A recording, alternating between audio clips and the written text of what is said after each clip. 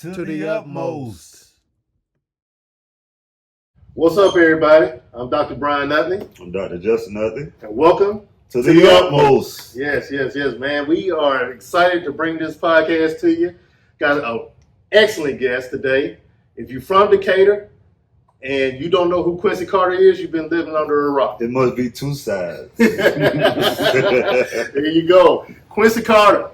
Welcome, man. Oh, thank you, man. Yeah, What's going on, bro? Yeah. Yes, sir. I appreciate it. Yeah, man. This is a podcast that's not allowed for mediocrity. We don't want it here.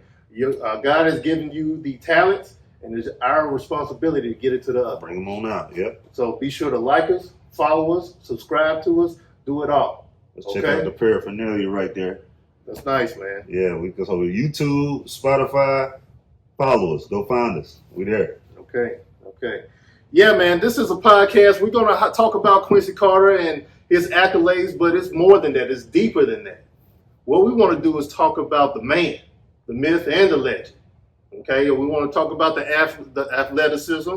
You know what I'm saying? That what he's done for the city, what he continues to do for the city. He just got off practice, so we appreciate him coming here fresh off practice and ready to rock and roll, yes, right? Sir. Yes, sir. Yeah, man. So let's get into it, man. Let's talk about it. Growing up, let's talk about the upbringing, man. What happened? What's going on? I gotta mention this. Go ahead. For my family in Illinois, though. There you go. But I was born in Bloomington, Illinois. Okay. I know my Decatur and Atlanta people don't like it. I was born in Bloomington. I was straight out the hospital to Chicago with mom and dad, and I moved to Atlanta at 3 years old. 3. Yeah. Okay. So Atlanta or Decatur? Well, right on the line. Okay. Yeah, I was on Custer Avenue. Custer. Okay. Right off Moore, about a drive-in thing. Okay. Start like 6. Yes, sir. Yeah. My neighborhood backed up to Sharon Showcase in the driver license plate. Oh wow. Yeah. Okay. Mountain Park. Wow. Yeah. Okay. So when I said I was right on the line of Decatur and Atlanta, I was right on the line. That's real east side though. That's east side. Real Yeah. east side. Yeah. How long did you stay over there? Until I was 13 years old. Okay. Yep. And then me and mom came down by ourselves from Chicago after my mom and dad split up. Okay. And then we moved over to Decatur, Ellenwood area when I was 13. Let me ask you, what part of Chicago? My mom is from Chicago Heights. Okay. My dad is from the Southwest side. Gotcha. Yeah. Okay. But I was literally born in Bloomington because my mom was in school at Illinois State. Okay. Yeah. Shout out to our mom. She's from Gary, Indiana, right by Chicago. Okay. Wow. Yeah. That's small world. Yeah, for sure. Okay, so you came over in Decatur at 13. Yep. And then when did the sports start to crank up for you? Well, it started to crank up at 7. Okay. I started playing baseball first. What part? The legendary. Gresham. Oh, okay. Yeah, at Gresham Park. You Brownsville shouted. I am Brownsville Okay. shouted, but I became Gresham as time went on. Yeah. Yeah. But I was the kid that got off the bus, M at the time too, got off the bus at Gresham Park every day. And so that's kind of where my competitiveness come from the bumper pool to the table tennis to basketball. And then a few of my friends was playing baseball. And I said, wait a minute, I want to play some baseball too. Okay. So I started playing baseball first, baseball and basketball. And then I didn't add football until I was about 9 years old. Okay. Yeah. I saw a picture on Facebook one time, and you was playing. You showed an old picture. Were you on the offensive line when you first started? Offensive line. And what's crazy about that, my first number was 53, and then I ended up being the 53rd pick.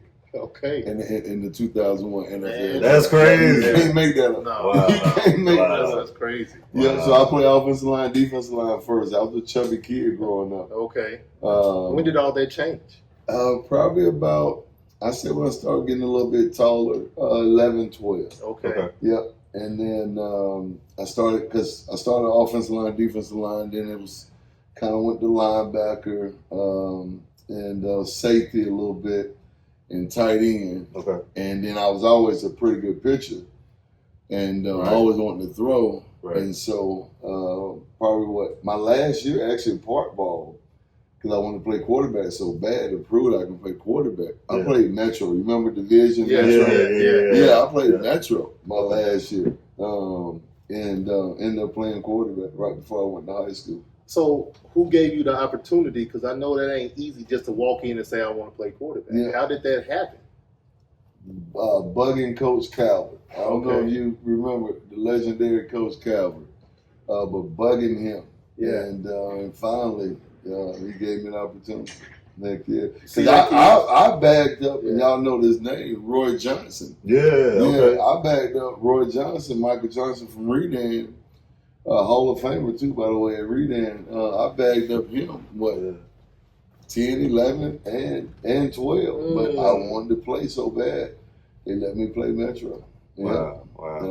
So after you got that opportunity, you just kept working at it, or how did it go? It was a dream, always, and then it just became, because we didn't have quarterback coaches back then. Okay, right. But then it just became, okay, well, who can I get around, to put these skills, at its best, and the home and skills at its best. And I really, I went coming through Gresham Park. I was really going to a lot of McNair football games at first. Okay. And then when I moved over to Cedar Grove neighborhood, it became I was going to Cedar Grove games. Okay. So I got to see right now, man. Yeah. Like he was in Cedar Grove district. I know the Cedar Grove folks smile around. Yeah. They mad now though. Yeah. Hey, and then my mom worked a lot of nights. Okay. So even when I stayed in Mountain Park, my mom worked with, y'all probably know this name, Frank Williams' mom. Frank Williams, legendary cornerback, played at the University of Kentucky. Yeah. And Hank Green, they were like brothers. Yeah. And then Marlon Williams. So I grew up spending a lot of time with them anyway. Oh, okay. Yeah. Okay. And so when I finally made the move from Mountain Park over to Ellenwood and was going to see the Grove games, then I was so close to Southwest DeKalb. Then I started going to Southwest DeKalb games. Okay. And then it just became a love affair. And then in 1990, we almost won a state championship. Right. We played for a state championship. Right. And watching Eric Johnson and being kind of, learning the history of the quarterback position. Crazy. That was the influence that you needed at the time. I was thinking about that when, my sister graduated in '91, and I just remember them going down to South Georgia for that championship. Was it Rounds? Yeah, my dad drove a whole bunch of folks down there, man. I just remember that when I was a little kid, man. That was crazy. Yeah, so... and they came up short. Yeah. But that just gave me the vision. And then starting to learn the mystique of the man, the myth and the legend. Yeah. Great. Coach Godfrey. Yes. And getting a little bit closer to him. How did that happen, though? How was that introduction, and how did that kind of grow into what it became? Well, the first time I met Coach Godfrey, I was actually a ball boy. Okay. Yeah. Okay. And I don't even remember if we shook hands or not, but I do remember just, kind of in awe of who he was. Mm-hmm. He just had that presence about himself. Right. And then you just seen the rest of the players and how they responded to him. And, he's a leader of men. A leader of men. Yeah. And when everybody's following such a legend like that, and you hear all the stories, but then to see it in person and then to see, how it just kind of really just everything just fell in line, as far as me going there, but as far as how, everything was falling in line as far as the players and how they looked at him. Yeah. And he said something, they did it. It's like a father figure out there, though, man. Everybody coming up on the east side and Southwest DeKalb. Coach Godfrey's been a father figure for everybody. Yeah, no doubt. I can attest to that as well. Yeah. No, he's a good guy, man. Great guy. So that's exciting, man. So when you got as a freshman, did you play varsity? Or how did that? Are we just talking about football or baseball? We talking about both sports, right? So let's see what's going on. Well, football. Let's start with the fall of my freshman year. Football. I finally got the opportunity to play varsity. A couple games, when we're up pretty big on some teams. Okay. But my most memorable experience was playing in our playoff game against Marietta. Mm-hmm. And we took a pretty good beating that night.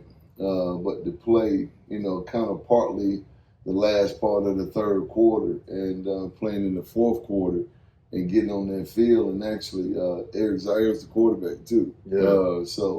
But to get on that field in a playoff type atmosphere up in Marietta too. Yeah, hostile crowd. Really hostile. Yeah, crowd right on top of you.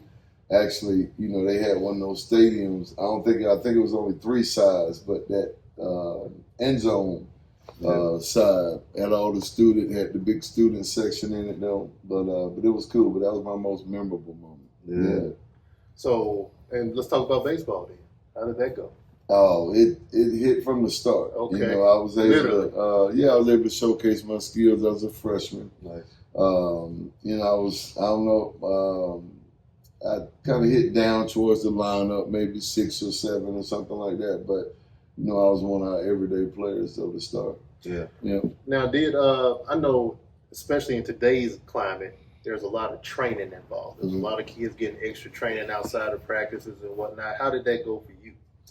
We didn't get a whole bunch of training back then. Back in the day, just playing, right? Yeah, but not only just playing, but we were outside a lot. Yeah, you know what I mean. Yeah. So a lot of our training came from experience. The street lights came on. Yeah, exactly. That was a different time right there. That's what I'm saying. Exactly. So we were honing our skills in other ways. Right. But not even thinking about it though. Exactly. But not only that though, but not having a trainer, the first thing that comes to my mind is, during those times, now having those guys that, can give you some extra tips on the side or whatever. Right. But now we brought it to practice and was a lot more focused because if you really wanted to study the game and get to the next level, you knew what you were doing. Right? Yeah, you knew what you were doing.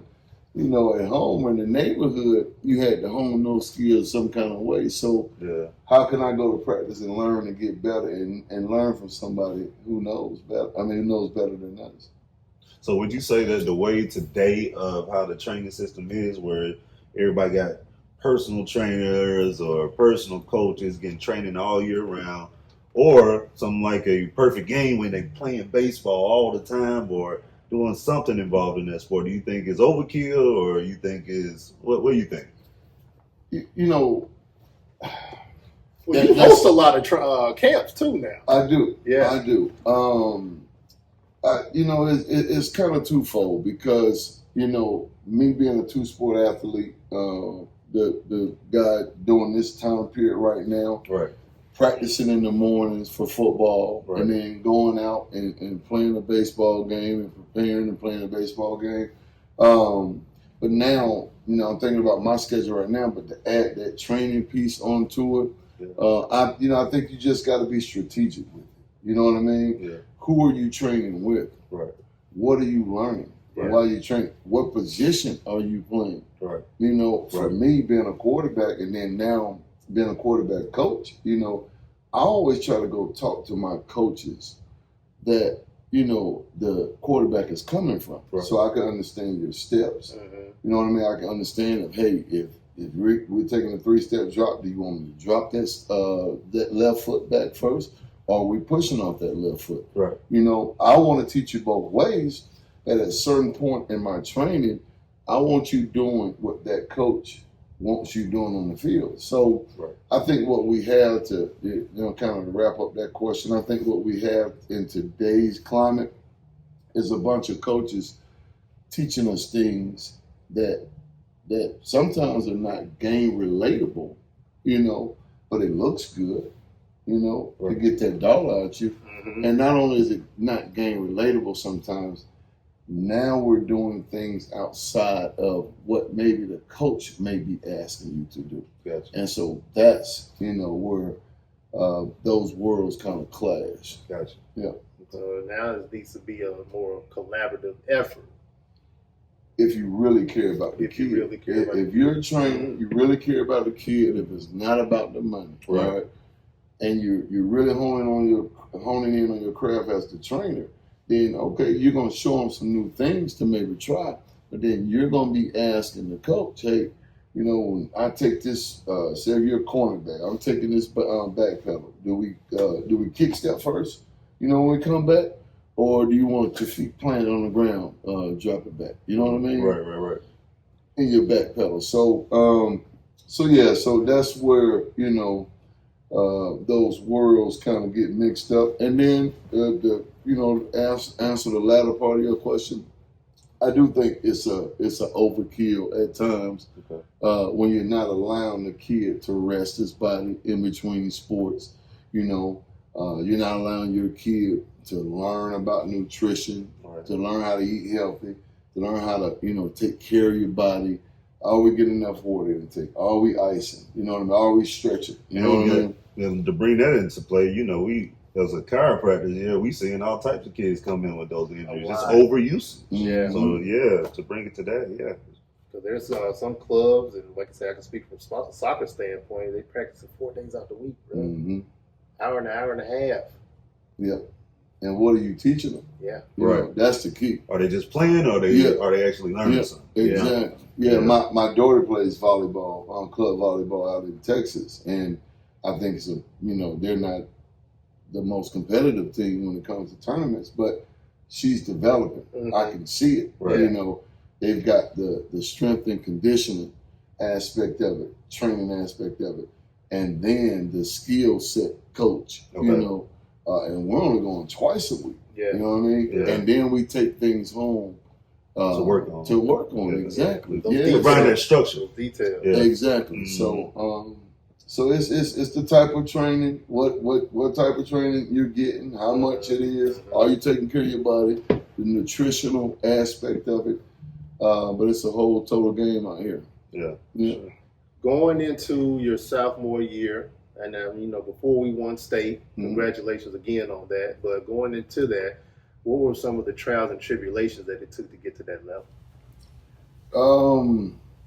For one, I would say proving that I could play quarterback. Another one was bringing our football program back to where Eric Johnson At least led us to. Yeah. Juggling 3 sports and not knowing where I was going to go with them post high school. Third sport was basketball? No, baseball was my first sport. But you said 3 sports. Yeah, well, my third sport was basketball. Okay, Yeah, okay. Now, I know that Coach Godfrey wasn't a big basketball guy. At all. At all. Yeah, so how did that work into the fold? I think he got used to me being able to, play all 3 and then being able to transition to each sport and still be the leader at the end of the day that he wanted me to be. Yeah, that's tough to do, man. And these sports are overlapping too. Yeah. But I wouldn't say I was the most nutritional guy back then as far as eating wise. Heck, there was a lot of stuff we didn't know. I didn't pay attention to. But I would contribute my will and my want to everything that I wanted to do. And then the biggest aspect of it that I, being at 48 and you gain some wisdom around it, it was the people I was around. It was the competition from Gresham Park. Right. It was a competition going and playing baseball at East Cobb, then going to Southwest DeKalb and, trying to live up to that tradition, having 130 plus young men around you. Yeah. Being accountable at all times. Yeah. I mean, by the time I got to high school, Coach Godfrey, this thing was running like a well-oiled machine. Yeah. All you had to do was fall in line. You know what I mean? So the guys around me, competitively competing every day made me better. That's a lot to be said. And before I came here, and I was telling my son and my daughter I'm going to have to do a podcast with Quincy Carter, and my son was like, "Don't be glazing, Dad. Don't be glazing. Don't be glazing." But one of the things I am going to glaze on is your leadership. You know what I'm saying? Is that something that was God-given, or did it feel like it was something that had to be developed? I feel like it was God-given because you're a natural leader of men, and that's what I respect most about you. Yeah. Can you elaborate on that a little bit? It might have been innate qualities, Yeah. Innate ability, Yeah. but what was instilled in me from 13, you know, and walking into that program at Southwest DeKalb, you know, kind of gave me put the battery, I guess I would say. Put the battery in your back. And I took it from there. Gotcha. So, Yeah. you know, so those qualities were learned too. Yeah. You know, I may have had the innate ability to be a good leader, but those qualities was learned from the men that I was being taught and coached by. I was watching something on TV, and it was Jason Williams. He played basketball at Duke, and they lost a game. And then one of the students came up to him and said, "Hey, y'all lost," and he kind of laughed it off.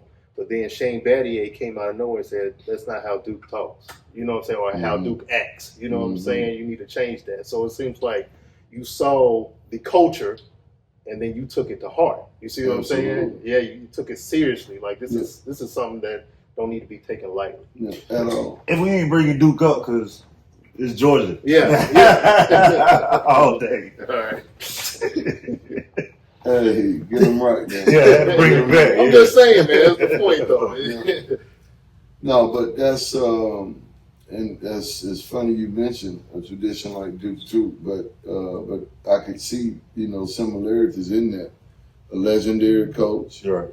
guys who's been there before. Right. A lot of guys went off to college and the pros and played. Right. And the blueprint was laid out for you, you know. But now will you follow in line to follow that blueprint? Yeah. Yeah. Okay. Now, going into, how was the baseball season going into sophomore, junior, and senior year? We were really starting to get better. I played with Chris Atwell, Quincy Carter, Melvin Ritchie was one of our younger players right behind us coming up. Antoine James, we had a leadoff hitter too that was developing. We took our lumps when I was a freshman. Jimmy Rucker, who did a good job for us catching the ball. Being our catcher. So we played together at the park, for some all-star teams. Some of them played together. The Chris Washingtons and actually Chris Atwell. But anyway, we had a lot of experience. There it is. It's about 12 or 14 of us.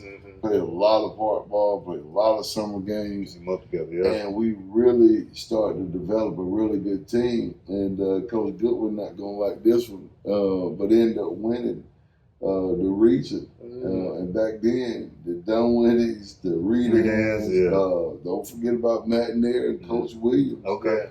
Yeah, but we ended up winning the region my junior year. Okay. Yeah. But man, we just that speaks volumes of baseball. Hey, let me tell you, especially back in those times. That's what I'm saying. Yeah. So, but no, we really developed, man, over those 2-3 years, and end up going and chasing our dreams and accomplishing them. That's all right. Yeah. That's all right. So that state championship at Southwest, when that season started, did y'all knew y'all was gonna win it? Did y'all have that feeling? And how was that road to get to that point? 95. I won't be that cocky and say we knew we were gonna win it, but I will say this: that's the tightest football team I've ever played on. Yeah. Ever. Yeah, ever. Wow. It's not even close because we lost 25, 26 seniors. All of them signed college scholarships, and they told us basically, "I'm all we got, and we ain't going back to that dome, for our state semifinal, a chance to get to finals. Yeah. You said 25, 26 signed to go College Shout out Coach scholarships Buck, in man. 1 year. Southwest DeKalb, man. Come on, man. In 1 year. Wow. And they basically told us we weren't going to be as good as these last two teams that we played on. And we did everything in our power, during that summer, working our butt off to prove them wrong. Yeah. I ended up stopped playing summer baseball for the summer. Okay. And dedicated my whole summer for us to win that state championship. You made that choice. I made that choice. Okay. Yeah, I wanted to go win a Hungry. state championship. Yeah. Wow. And I knew we had the team. I knew, Angelo Taylor and Michael Hall were young. Limping, As first-year receivers. I know we had Brandon Hanks coming back, but they didn't know the heart that we had in Arvin Richards, Gerald Dennis, Othello Vaughn. Shout out. Niles Foster, who coached with me now. Yeah, so the offensive line coach, right? Yeah, exactly. Yeah. Cortez Allen led us over there on defense. Yeah. Terrence Tremel. Yeah. I can go on and on. Yeah. Legendary names. Man. Yeah, they didn't know what we had in our heart. Chad Myers, and they didn't know and understand that we watched and seen it all, That experience, right? That experience. There you go. And that's what, at the end of the day, prevailed us to that state championship, taking that tough loss to Jamal Lewis, during the regular season. Yeah. And saying, hey, we ain't going to let this deter us. We'll get them back. You think that loss was a blessing in disguise? I think it was. Yeah. Because now it took us on the road doing that whole, that playoff run until we got to the state championship. But we had to go down to McKeecher, had to go to Clark Central. I forgot the first game. Going into the playoffs, not to cut y'all, we're going into the playoffs. Where were y'all ranked at? Because y'all doing a lot of traveling. From what you're telling me. Well, we got second in the region. So when you're second in the region, you got to hit the road. The first place team got all the home games. Yeah. So we were second in the region because Doug ended up winning the region that year. And so they ended up losing to Parkview in the semifinals because we were going to play that's again. crazy. That was going to be a rematch. Yeah. What was they score when you lost? When they lost? I don't know. Okay. I don't know. Okay. And if Jamal, Jamal, you had me on a podcast about 2-3 weeks ago talking about this man. We would have got you. Okay, you heard it here. Yeah. Well, that's my dog. Yeah. That's what's Good up. people. Legend, So that championship game, y'all won 14-7. How was that game? It was everything, man. Yeah. The atmosphere, just the whole city of Decatur. Man, what?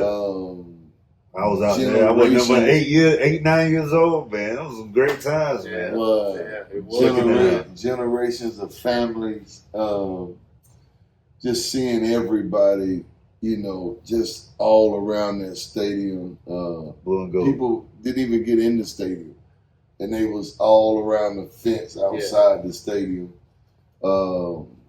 The game in itself, it was up and down. My performance was it was horrible during that game, but my teammates though. Yeah, man, that's what it was all about. Oliver Richards, Gerald Dennis running that football behind Big Kerry Brown. Man, that video circulating to this day, man. That final drive and bringing it all home, man. Yeah, like you could give you goosebumps, man. Yeah, you just get on social media, you see man. Quincy Carter leads Southwest DeKalb down to the final drive to get the 95 state playoff championship, man. I can still feel that too, man. Yeah. But how it galvanized the neighborhood, though. How it, it just, we were one big family. Yeah. You know what I mean? Yeah. That from what? Those From good Cameron times, Road man. Yeah. all the way to Panola Road. Yeah, right. Hey, Panola Everybody had Road, their shoulder back in the time, day, man. Panola Road was ours too. Right. Yeah, but it was good times, man. Really good times, though. Okay. Yeah, I can't do nothing but smile when I think about it. You should, man. Yeah, Yeah, man, because everybody still talks about it. Everybody still Different type of remembers it. energy, Yeah, man. it was just a different type of energy. It is. That's It amazing, man. So we appreciate y'all bringing that home for the city. I You know know, what I'm right? saying? That was big. But that influenced, my generation after that. me graduating from in 2005 to seeing what happened 10 years before, man, that's always been talked about. Like, Southwest 95, man, we got to get back to 95. That whole time period, man, and it spawned so many great football players after that want to continue that tradition. Mm-hmm. But Coach Godfrey always talked about it. Yeah. He always talked about what it was going to mean to generations and years after us, though. He already saw that vision. Yeah, he saw that vision. I just remember the clip of Coach Godfrey talking before the game, and he didn't say a lot of words. Mm-hmm. He just said, "Y'all know what you got to do. We need to go out there and do it." Yeah. And when he said that, everybody was just ready to go through a brick wall. Yep. Just those few little words, man. But it was the build up, though. Yeah. Okay. It was the journey. Yeah. The whole That's season. what I'm saying. That's the point. Of us, just really, man, just being locked in for 5 straight months of just, this is the grind. It may not go as perfect as we want it to, right. But this is how we're going to respond. Yeah. And, this is how we're going to prepare. Yeah. And when, the rubber meets the road, we're prepared. You just stay focused and keep the task keep the task and the goal at the top of your mind. Yeah. It's like keep the main thing the main thing. Keep the main thing the main thing. Yeah, there you go. And we did it. Okay. Yeah. All right. So now we want a state championship, and I'm thinking that you about to get ready to go bypass college and go play NFL for the pros. You know what I'm saying? But you decided to take another route. Yeah. What happened there? Baseball, my first love. Yeah. Not came back in the picture, but was always there. But the opportunity to, go play pro baseball and getting drafted as high as I was, getting drafted as high as I did, was to me. And what round was that? And second round. Yeah, second round. Accomplishment, man. Yeah. But the money wasn't a bad thing either. Okay. Right. Always a motivating factor. Right. Yeah. It was. But I always had in mind too. Now, if it didn't work out in a couple of years, I'll come back to football. How was that baseball experience then? I love the idea of being a pro. Okay. What I didn't know is that everyday grind wasn't going to be a favorite of mine. Yeah. Okay. It's a little different when you're playing a lot of, travel ball games during the summertime. You play really pretty much on the weekends. Probably start on Thursday. Right. Kind of practice Monday through Wednesday. Yeah. But the grind of going to that park 2-3 o'clock every day, batting practice, fielding practice, playing the game at 7, getting home late, 11, 12. Sometimes you hit the road. You're on the road 3-4 hours, 5 hours, getting in another city at 6-7 o'clock in the morning. Right. Starting that grind back over, at 2 o'clock. That was different for me. Yeah, that was different for me. And that was a big adjustment that I really to be honest with you, never kind of adapted to. Okay. So, did you ever get a chance to actually hit that major league ball, that fastball down the mountain? You know what I'm saying? How did that feel? So it was crazy. I had batting practice when I got drafted on Wrigley Field, at Wrigley Field. Wow. So I was, ready for batting practice with Mark Gray, Sammy Sosa, the whole little crew. Okay. I missed the first couple balls during batting practice. Okay. But then I started to get used to it. But to kind of answer your question, I was making improvements, at the plate. Yeah, I think my highest batting average about 255, 260. Okay. Really was the summer before I went back and played football. Okay. But it was some adjustments, that I had to make because No on doubt. that level, Yeah. you're throwing off speed. They're throwing off speed pitches, for strikes. Right. Shoot, coming up, we was just spitting on off speed pitches and right. just sitting up waiting on the fastball. So it was some Major adjustment. Yeah. Exactly. Yeah, go ahead. Also, how did it feel going back to Chicago? I mean, you born in Chicago, so getting drafted by Chicago Cubs, like, how did that make you feel at that time, man? It was crazy. Yeah. Yeah, it was crazy because Of all the teams, yeah. I know, right? And then being a Cubs fan too. Yeah.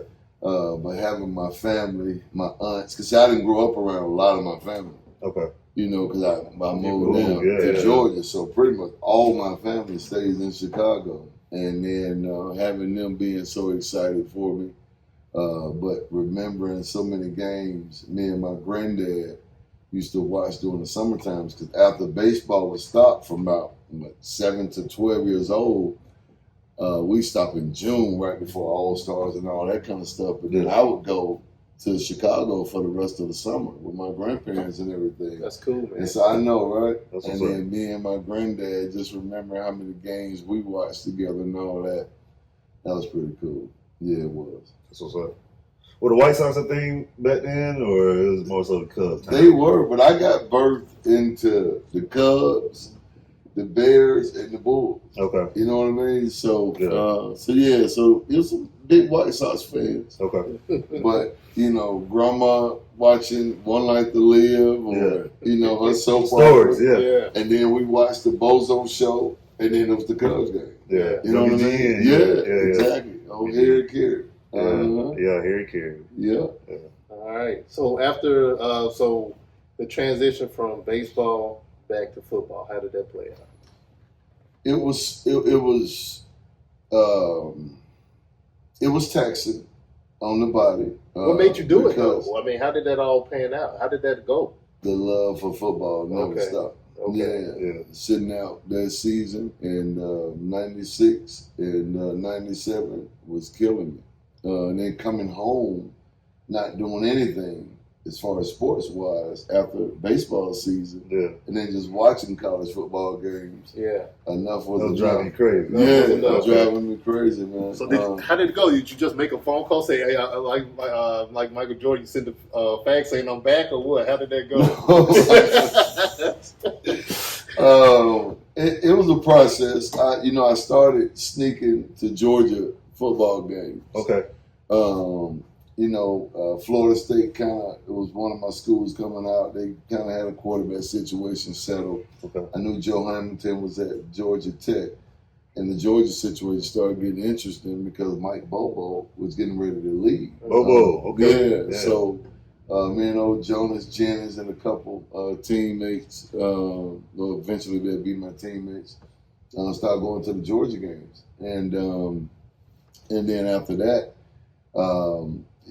I had an agent at the time, and started kind of having conversations with him about telling the Cubs that, that I was probably going to be going back to football.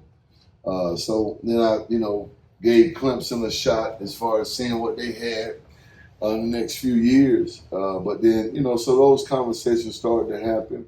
I already had the gut feeling of what I really wanted to do. Yeah. But now it's just lining up, who I really want to go play for, and who's going to give me a chance to play after, right. A year off, or 2 years off. 2 years off. Heck, okay. yeah. Okay. And then you went in there, and like my brother was telling me earlier. Well, go ahead. You tell him about the true freshman, being a true freshman starting, right? Mm-hmm. Yeah. True freshman starting 1998, right? Yeah, and going and having to compete. I'm sorry, against 5 other quarterbacks too. Mm-hmm. Yeah, so wow. But that's coming off of a 2-year layoff. Absolutely. Go Dogs, baby. Go Dogs. Come on now. Dogs. Yes, sir. Okay. And how was that experience going into there playing that for UGA? Man, it was cool. I always dreamed of playing big time college football. Okay. Playing in the SEC. Yes, sir. Playing in front of 90 and 100,000, but to actually do it, it was a cool experience. Yeah. Man. It was all. Was it more than what you dreamed it would be? Or? Not really. Okay. It was about what we, when I say we, my Southwest DeKalb teammates, how we used to watch, college football. We had this thing we always talked about going to the crowd. In front of them, 80, 90, 100,000 people. Yeah, and having that vision of doing it. But no, it was what I thought it was gonna be though. Yeah. Yeah. What did you like more? Was it the road games or the home games? I love the road games. Yeah. Yeah. You want to quiet the opposing crowd up, right? Well, Shut them up. It really, and I guess I learned it from our run in that playoff. Right.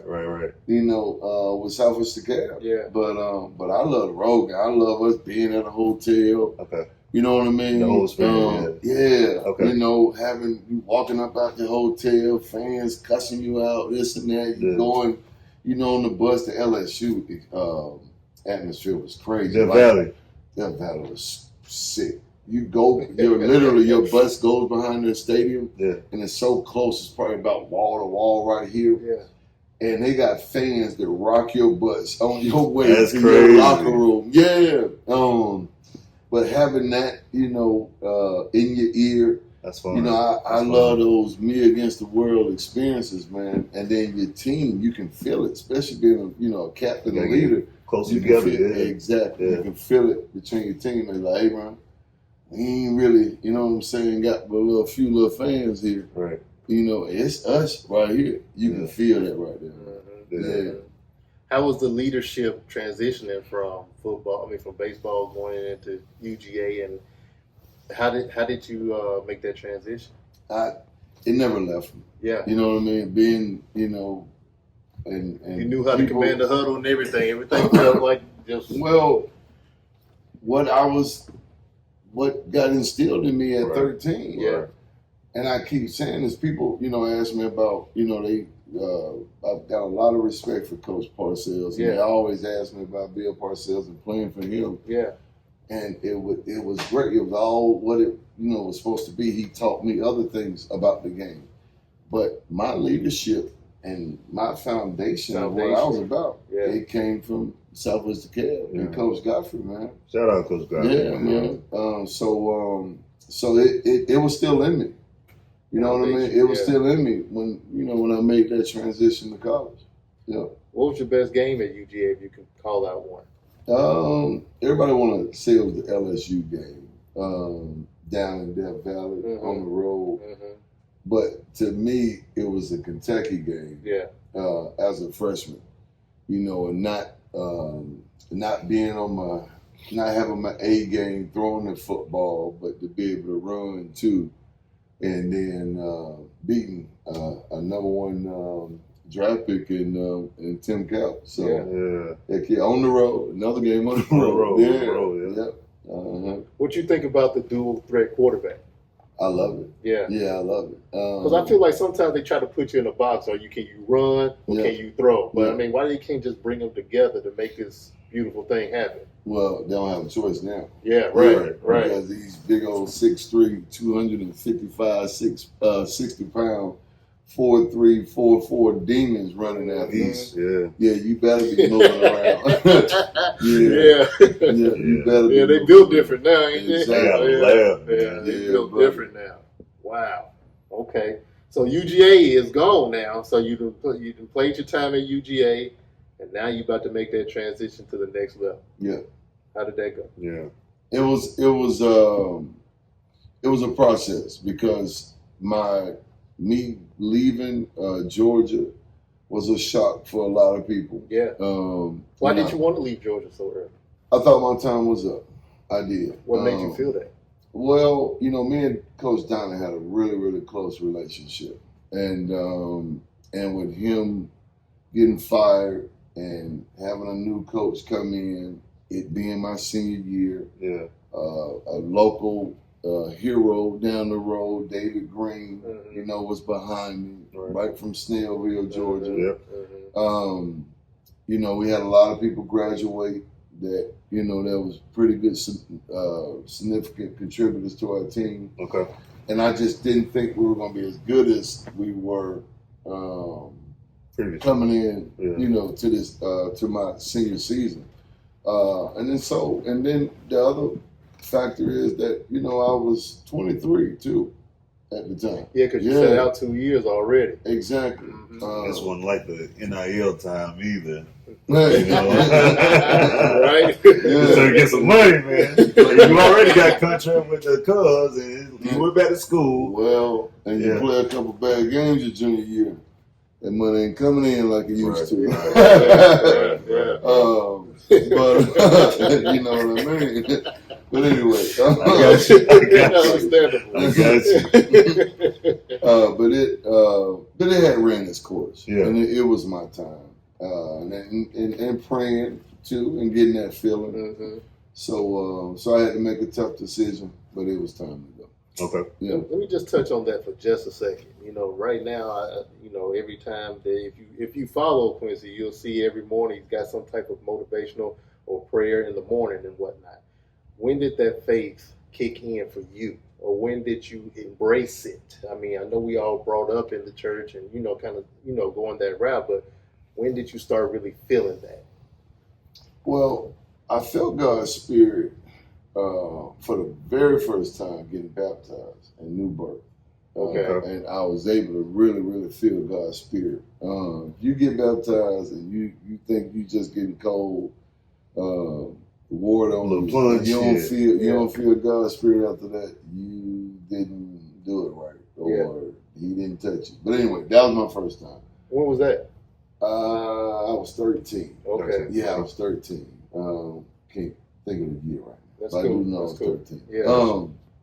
But then another very significant time, I read a book, The Prayer of Jabez, Mm-hmm. and talks about enlarging your territories. And maybe my senior year, I read it, and then next thing you know, I'm getting drafted by the Cubs, and at 18 years old. So seeing and feeling God's spirit on that, especially after reading the book and experiencing the whole experience of what Jabez was praying about, and not just enlarging your territory for money, but enlarging your territory to increase the people and influence the people around you too. Right. So seeing that, like, whoa. And then I took my eyes off God, getting into some things I shouldn't have. When I was playing baseball, getting into smoking some weed and drinking. And when did that start? That's during the Cubs situation. When did that happen? When it became everyday deal, it was when I was playing baseball. Okay. Yeah, and started my rookie year. Now I tinkered around in high school, but when I thought for the first time, looking back on it now, I had an addiction then at 18, 19 years old and didn't know it. Yeah. Was it the pressure from with the Cubs and performing every day, or just looking for an outlet at the time? No, it was actually just having fun with some of my older teammates. Man, hey, y'all doing it again today? Hey, what's going on, man? What y'all doing today? Yeah. To that, you know what I mean? And then it developing to later on, okay, now I need this to cope, with whether it was the pressure, because it had been good to me. Yeah. So, hey, anything good to you, what you doing? You going doing with that? Yeah, exactly. So it started off just fun. Then it just started off, then it, became, hey, okay, I need it for this. All right, this is going on. They're getting on my nerve over here, shoot, who am I right now? All these people running at me. And then now, I've got a full-blown addiction. But back to your question, the relationship I got with God now has, you can't compare it to any time of my life, because, I was able to dig deep into understanding a lot of things that happened to me, because I've sat around and blamed God, why the Cowboys cut me, or why, my friends, whatever. I don't like calling people out, but anyway. But I was mad at God for a long time, but then digging deep and understanding God is love. Yeah. God is good. Yeah. All the time. Yeah. We go through trials and tribulations, but when you reach deep in your word and God's spirit and prayer, what you get is an understanding of totally that you get an understanding of the situation, whatever you're going through, but also you get a found understanding of no matter what you're going through, his strength, his wisdom that you're going to get is going to carry you through. And then ultimately, it's the peace of mind that you get in this serenity. But that took a lot of work. That took a lot of crying. That took a lot of facing, facing myself in the mirror and looking at myself and saying, hey, dude, God gave you everything. Son, I gave you everything. All right? You chose to go down these routes, but getting his, just getting the Holy Spirit back into me, and getting his love and his strength. Yeah, it's undefeated, man. Yeah, so I can't compare any time of my life ever that my relationship with God has been like this. It took getting my butt whooped, out here in these streets, going through some things.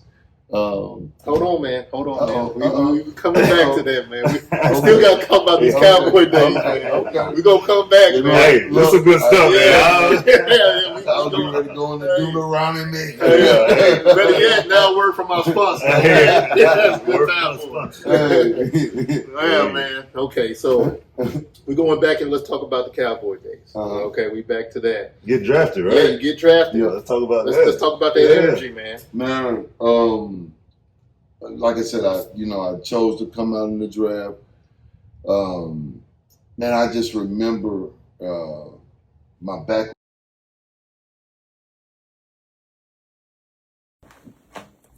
I know you've been suffering for a while. I have some good news for you. You're at the right place. How we doing today, Mr. LeGrand? Yeah, all right. All right. Okay. A little tight? Oh, yeah. Trying to see what relief sounds like. Yeah. Honestly. All right. Deep breath. All the way out. Like a couple hours ago. Thank you so much. Back in business. Was against the wall again for the first time. I had a lot of naysayers, even though I left Georgia. What was some of these analysts or what were they saying? What was the naysayer? Yeah, what was going on? I don't know. Well, I do know. I don't know why they didn't watch enough film. That I wasn't an accurate thrower. Okay. I couldn't lead a football team. These are all things that I've done. The elephant in the room is that you're a black quarterback too. Yes, sir. Yes, sir. You know what I'm saying? Let's bring that up and let's just put that in the forefront. You are a black quarterback who actually did your thing. Yeah. And now you about to shine even brighter. Yeah. Yeah. That's something that, that rung out louder back then. Right. Yeah. As far as being a black quarterback, having some stigmas on you. Yeah. Some bad talk, some ignorant talk, but as a black quarterback, you felt that, you knew it, and that's what we had to face, know. So, and it still hadn't went away. So let's say Charlie Ward, let's say Joe Hamilton. I mean, and there's a lot of black quarterbacks that came before you, but how was that road to be who you are at that position? Because a lot of people going up playing quarterback and they were great at quarterback. But now you say you could play tight end or you could play receiver. How did that go? Well, honestly, watching Doug Williams win a Super Bowl at 10 years old, I'll never forget that vision. I always thought that I could do that. And that's what really made me push Coach Calvert to start, hey, I want to play quarterback. Watching the Redskins. Exactly. Wow. Getting ready to go to high school, now Charlie Ward comes on the scene. But before him, Sean Jones down there at Georgia Tech, winning the national championship too. Yeah. so you knew it. Well, you knew from hearing the TV, Right. with some analysts, Right. how they talked, and then you watch another game, they'll talk differently. Yeah. So I wouldn't say born with it, but I was able to get the wisdom, I can say, from God to get that vision to see that, hey, it's going to be some obstacles in the way. Right. You know what I mean? Right. But how can I get tunnel vision is basically what I did as a kid, looking back to say, I don't care what you say. You were driven. I'm going to beat Yeah. this anyway. Built for it. Yeah, Yeah. exactly. And then having the coaches, the Steve Davenports, who we haven't mentioned, having the blessing of being around him coming from the college game, teaching me, the things that, quote unquote black quarterbacks can't do. Heck, I was counting 6 and 7 guys in the box, pass one option as a 10th grader, Right. 11th grade. Those are things that Peyton Manning, Eric Zaire was doing Right. before me. Right. And so having them have talks with me and then being able to get an agent with like Eugene Parker, who was Deion Sanders' agent and had some experience, of the 2-sport deal, and then knowing what I was going to face as a black quarterback. So, man, I just got so blessed with the people around me, too. Yeah. Preparation. You know what I mean? Yeah. That, So you didn't make it on your own. It was these people that helped you There out you go. throughout the years. There you go. Yeah. That's Yeah, cool. so the stigma was out there. I knew it, but I had such innate ability to block things out. I have a very strong mom, who I had mentioned through this interview. Sorry, but I had a fire lit in me no matter what. So when I came out, heck, I knew I was the second leading passer in Georgia history behind Eric Zaire. So wait a minute, how I can't all of a sudden throw anymore? Yeah. Right. What are we talking about? And that's not to brag, but that's just to say, hey, for all my black quarterbacks out here, or any quarterback in itself too, hey, listen, no one can tell you what you can and cannot do. That comes from right here in that man up above. Man. Message. But Like I believed in me now. My agent Eugene Parker, rest in heaven, him putting me around the right people. I went to New Orleans to work out with a guy named Tom Shaw. Brought his team of people, was a quarterback coach. What was my quarterback coach? Steve DeBerg, actually. I worked with for a month or so. Wow. Yeah, in the trenches with Steve, watching film after we work out. It was about a 6-7 hour process every day. And I just grinded, man. Got ready for my pro day. And I had a pretty good pro day. Really didn't have too many receivers to throw to. Actually, Brett Milliken, you remember from Parkview? Yeah. Who we played against in the state championship. Okay. Wow. Yeah. He was my receiver doing my A work. lot of your stuff that you've been going through, and you Full mentioned it, circle, it's been full full circles, man. And what the crazy full circle part is, when I got sober here 7 years ago, Brett Milliken lived in Austin, Texas. We became 707 coaches together the whole night. Oh, It was wow. crazy. That's Yeah, crazy. really full circle. Wow. But yeah, so had a pretty good, pro day, and the Cowboys were there that day. I remember Earl Chambers, who actually gave me 17 at Georgia, man. He had 17, and Okay. I had a couple of my teammates wanted me to pay for 3 that I wore in high school, and Yeah. I just wasn't doing that. But he gave me 17. But anyway, right after we worked out, Earl said, "Hey man, I think you're going to get drafted by the Cowboys." He said they was raving about you. That was what I think the pro day was early March or something like that. Yeah. And then I didn't take any visits, because after that pro day deal, now you go off to the teams and all that. Yeah. I didn't get no flights out nowhere, nothing. Nothing. Yeah, but that's when God was working on me too. Yeah. Because there was some things I was doing in college that wasn't who I was called to be. Yeah. Right. Point blank period. Right. And so God was speaking to me. God humbled me too. Let me ask know? you this, and we'll come back to the Cowboy days, but where was your father? Me and my father never really had a relationship growing up. Yeah, he ended up passing 3 years ago, rest in heaven. Okay. So we really never had a relationship. How do you feel about that, and how did it feel that molded you over the years? Because we grew up with our father always there. And we know the impact that he has in our lives. Mm-hmm. You see what I'm saying? Yeah. For you to do what you have done, how does that make you feel? Do you have regrets? How do you feel about it all?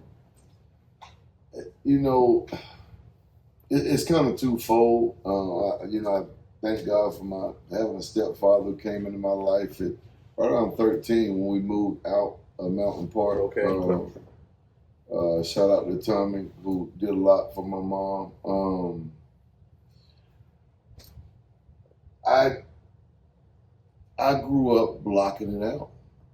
You know what I mean? Like Tunnel vision with that too. I had tunnel vision, and I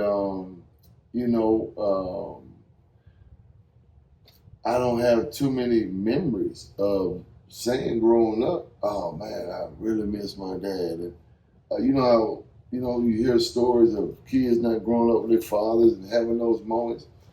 I didn't have too many of them. And then I had really good, even my part coaches, Coach Beatty, Coach Harris, Father Coach figures Cabot. around you, yeah. So you was blessed to have father figures. I really was. Yeah. And so to back up and answer that question a little bit more, I didn't really feel the effects of not having a father until I actually got cut with the Cowboys and my addiction really, really took off. Okay. Yeah, during those lonely periods. Yeah. Yeah. So let's pick back up on the Cowboys. You getting drafted. When did you get drafted? What pick was it? 53rd. Okay. Yeah, that was my first football 53rd. number. Yeah. In 2001. That's crazy. Full circle. I know, right? Yeah. So how was it playing for America's team at that time? Man, it was surreal at first. That was the first moment where things got surreal. I never forgot. I told somebody this story probably about a week ago. Okay. I remember, I don't know what point it was, but being in the huddle and seeing Larry Allen, Emmitt Smith, Rocket, That's crazy. Joey Galloway. Yeah. I don't know if you remember Martin Stepnowski. Yeah. Martin Stepnowski was center. Big Flozell Adams, and then looking at him, and literally I was stuttering, getting up to play, and they were just cracking up, sitting there laughing at me, man. But after that, a couple of times of stumbling on my words, I kind of started to settle in. But I gotta be honest with you, I didn't really settle in to kind of, hey man, you can play here with the Cowboys, like you got skills because of the mystique, man. Like you feel the history when you walk in the complex. It's just crazy. But I didn't really feel settled as the Cowboys quarterback probably until I got hurt. Yeah, I got hurt like the third game of the year. What kind of injury was that? I tore my. I still can't pronounce it the right way. Seminotosis, that little cord right behind it. Semitendinosis. Medical terminology. Some dang we put some years in with that. Years of school. Yeah, we learned some stuff. I tore that, and then I had to get surgery on. And actually, I had surgery on my birthday, October 13th. We was playing Monday Night Football. Okay. You're 14, by the way. Yeah, I'm 14, man. I think you told me that. Yeah, I think so. Yeah. That's what's up. And having surgery on my birthday and experiencing watching Monday Night Football, I think it lit a fire in me. Okay. Yeah, I think it fired me up. Like, wait a minute, hold on now. Yeah. I'm sitting watching it now. I'm hurt. It's time to go. That's what sometimes that's what you need, though. Hey, let me tell you. Yeah. Let me tell you. Yeah. But it was surreal, man. It was. It's it was all it was, I guess cracked up to be. Yeah. The history of it and everything, but then it was like, wait a minute, Q, you've been doing this before, settle down. Yeah. Uh-huh. Had to bring it back. Exactly. Yeah. It's like somebody slapping you, just saying like, "Wake up, let's go." You know what I'm saying? It's time. Yeah, it's time to perform. And I think that was the turning point. Okay. I think so. Heck yeah. What would you say were the highest moments of your time with the Cowboys? I say the highest moments had to be going to the playoffs. Yeah, and experiencing that. That's around 2003, right? Yeah, 2003 season. They always talked about the preseason being one level. Well, actually, the first two preseason games. Then the third preseason game, it ramp up. Yeah. And then the regular season, there's another level where it ramps up. And then the playoffs, it's just, that's it. Yeah. That atmosphere up in, where were we? Carolina.